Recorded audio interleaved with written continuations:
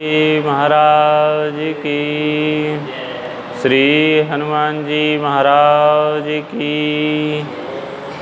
वंदे विदेहतनया पदपुंडरीकं कैशोरशौरभूषमाहृतयोगिचित्तं हन्तुं प्रताप्यमनिशं मुनिहंससेव्यं शन्मानुशालपर्पीतपरागपुञ्जं दुर्वादलद्युतितनुं तरुणार्जनेत्रं हेमाम्बरं वरविभूषणविभूषिताङ्गं कन्दर्पकोटिकमनीयकिशोरमूर्तिं पूर्तिं मनोरथभुवं भज जानकीशं।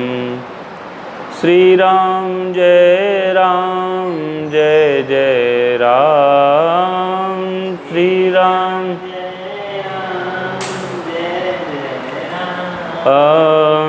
श्रीराम जय जय राम।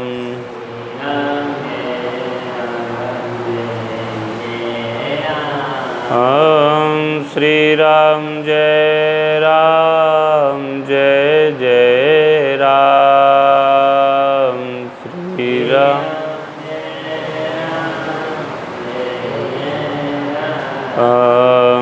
श्रीराम श्रीराम जय जय राम।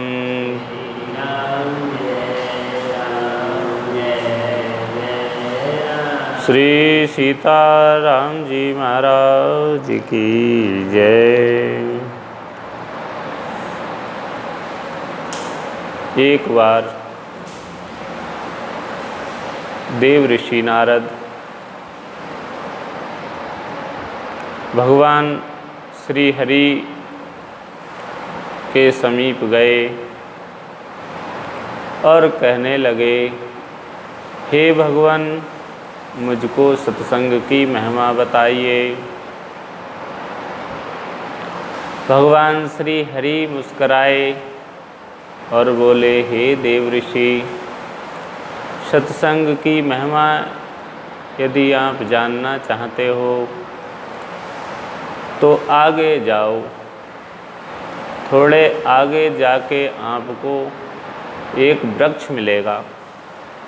उस वृक्ष पर एक रंगीन जीव होगा, उस जीव से आप सत्संग की महिमा सुनो।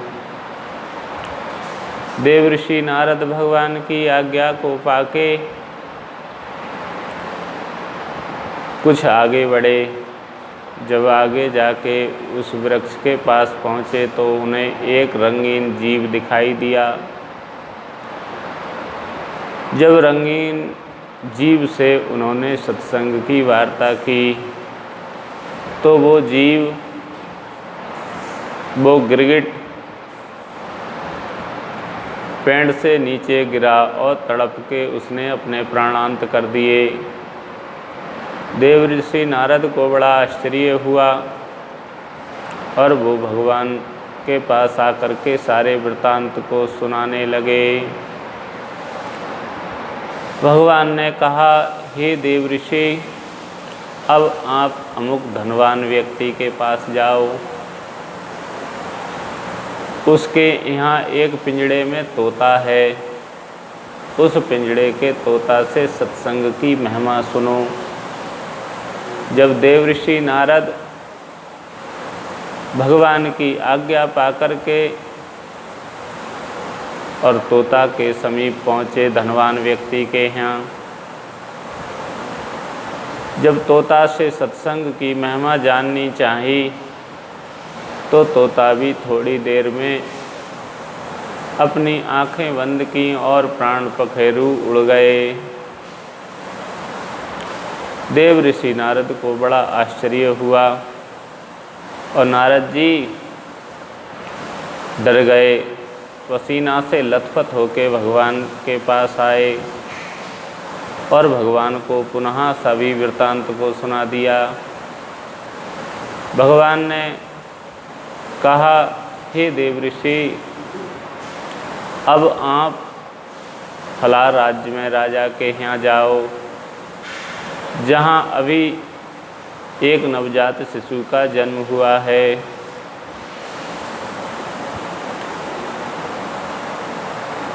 उससे सत्संग की महिमा सुनो, वो सत्संग जानता है।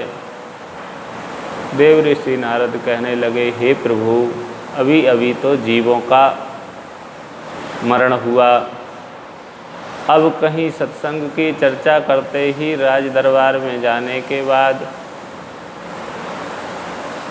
यदि उस राजकुमार को कुछ हुआ तो मुझे तो राजा जिंदा नहीं छोड़ेगा।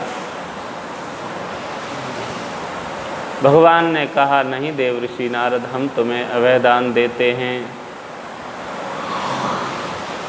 तुम हमारी आज्ञा शिरोधार्य करके अवश्य जाओ।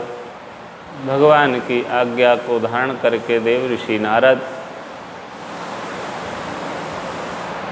अपने दिल को मुट्ठी में रख के राज दरबार में पहुँचे। राज दरबार में जैसे ही सुना कि देवऋषि नारद पधारे हैं, राजा ने बड़ा ही सत्कार किया। सत्कार किया, पद प्रक्षालन किए, उनको दिव्य आसन दिया और उस पर देवऋषि नारद को विराजमान किया। भगवान श्री देवऋषि नारद राजा से बड़े डरते हुए पूछने लगे राजकुमार के विषय में। बड़ा हर्षोल्लास मनाया जा रहा था जब राजकुमार नवजात शिशु के विषय में देवऋषि नारद जी ने पूछा, तो नारद जी के लिए राज दरबार में ले गए और शिशु से मिलवाया। उस नवजात शिशु से जब देवऋषि नारद जी ने कहा,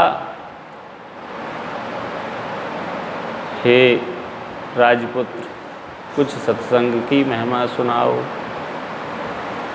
तो वो नवजात शिशु हंसने लगा और कहने लगा, हे प्रभु, हे देवऋषि नारद जी, ये सत्संग की ही तो महिमा है।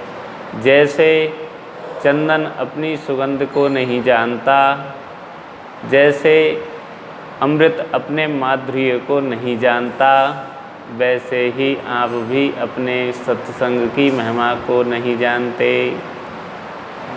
अभी अभी तो आपके दर्शन से मैं गिरगिट योनि से मुक्त हुआ हूँ। मैं अभी उस क्षुद्र योनि तोता से मुक्त हुआ हूँ। हे प्रभु, आपके दर्शन से ना जाने मेरी कितनी योनियाँ समाप्त हो गईं, और वो भी मुझे आपके दर्शन सत्संग का ही फल है कि मनुष्य जीवन मिला, और मनुष्य जीवन में भी राजकुमार होने का सौभाग्य प्राप्त हुआ।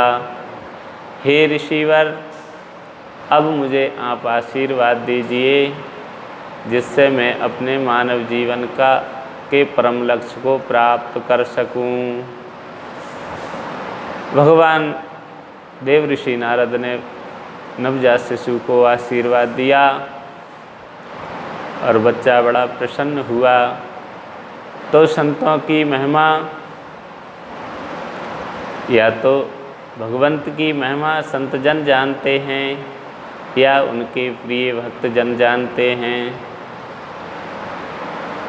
साधु दर्शनम सर्वसिद्धिम करम परम।